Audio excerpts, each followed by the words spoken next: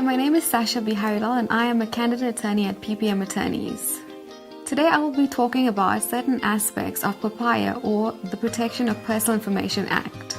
The purpose of the Protection of Personal Information Act, or POPIA, is to ensure that people who handle or process personal information do so in a lawful manner. So it makes business sense to be compliant with POPIA, as it retains and gains the trust of employees, clients, and customers.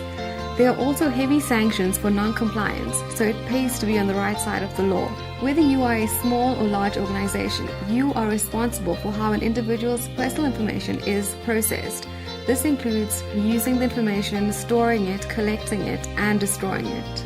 The compliance journey is a complex one, and the process requires that 8 conditions be complied with. The first step is accountability. This means that you, as a responsible party, have the obligation to ensure that personal information is processed in a lawful manner. The next step is processing limitation. This means that information must be collected for its given purpose. For example, if you require identification for the purposes of entering an office building, it is not necessary to collect information regarding an individual's health records.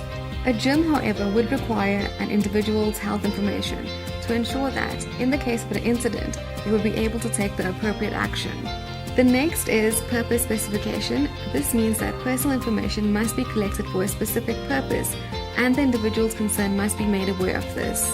A good example would be CCTV footage. For example, a sign that says CCTV in use is not compliant with POPIA. However, a sign that explains that CCTV footage is used for the purposes of crime prevention is compliant, as it explains that information is being collected and the reason for the collection of this information. The next condition is further processing limitation. This means that you must ensure that you do not divert from the reason the information was collected. For example, in the case of CCTV footage, you will not be allowed to use the material in a movie, as the reason for collection was for security purposes. The next is information quality. This one is simple. The information must be complete, up-to-date, and accurate. The next condition is openness. This means that individuals must be notified and made aware of the processing of their information. Next is security safeguards. This covers both physical and electronic security.